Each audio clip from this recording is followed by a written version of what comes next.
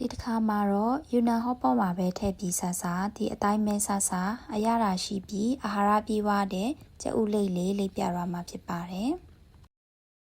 အရင်ဆုံးကြက်ဥလိတ်ထဲအစာတုပ်ဖို့အတွက်ကြက်သားတွေကိုဘလန်ဒါထဲထည့်ပြီးကြိတ်ပါမယ်ကြက်သားကတော့25ကြက်သားခန့်ပါရှင်ကြက်သားတွေကိုလုံးဝကြည်ညက်သွားသည့်အထိကြိတ်ပါမယ်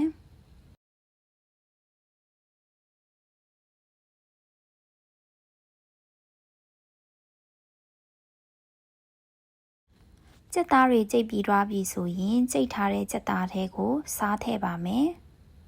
အချိုးမုံထည့်ပါမယ်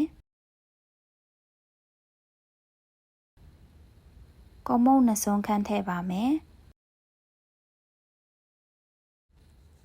တရုတ်အမွေးအကြိုင်ထည့်ပါမယ်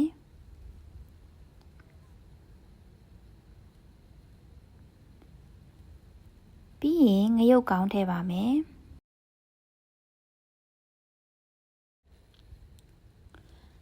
ပြီးရင်တော့ကြက်သွန်ဖြူနဲ့မုံလာဥနီတသေးလွှာထားတာတွေကိုထည့်ပြီးတမအောင်နယ်ပါမယ်ရှင်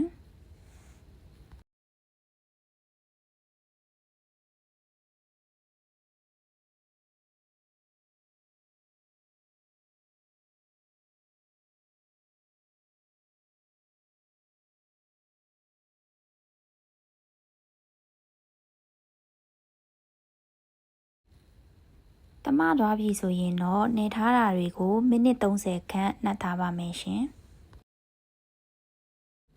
ကြက်သားကြိတ်ထားတာတွေနှက်ထားတော့မှကြက်ဥလိတ်အချက်လုပ်ဖို့အတွက်ကြက်ဥလေးလုံးကိုဖောက်ပါမယ်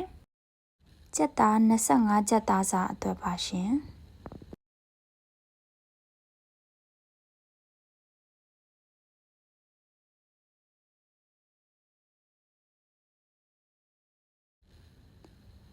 ပြီးရင်တော့ဥပူပူထဲကိုစီအနှဲငယ်ထည့်ပြီးကြက်ဥအချက်လေးတွေဖြစ်အောင်လုပ်ယူပါမယ်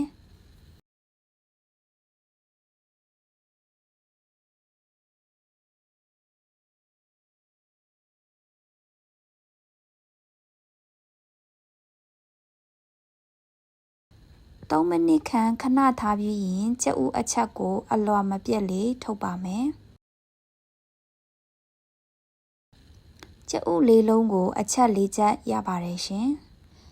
အခုဆိုရင်တော့ကြက်ဥအချက်တွေပေါ်မှာကြက်သားကြိတ်ထားတာတွေကိုနေရာချပါမယ်ကြက်သားတွေကြက်ဥအချက်ပေါ်မှာတသားရဲဖြစ်နေစေဖို့တခြားလေးဖိပြီးချပေးပါရှင်တစ်ဖက်ကလည်းကြက်ဥအချက်မကွဲသွားအောင်ဂရုစိုက်ရပါမယ်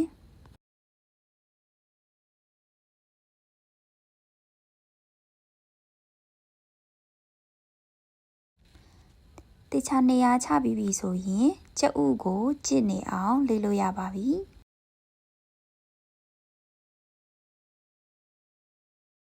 ကြက်ဥလိတ်ထားတာတွေအားလုံးပြီးသွားပြီဆိုရင်လိတ်ထားတာတွေကိုမီအေးနဲ့မိနစ်30ခန့်ပေါင်းပါမယ်ရှင်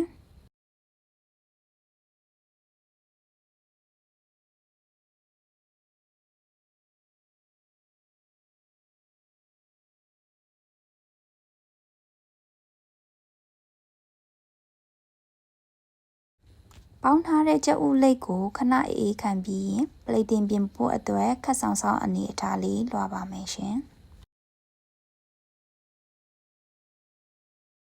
အခုဆိုရင်တော့အာဟာရရှိပြီးစားလို့ကောင်းတဲ့ကြက်ဥလိတ်ရပါပြီ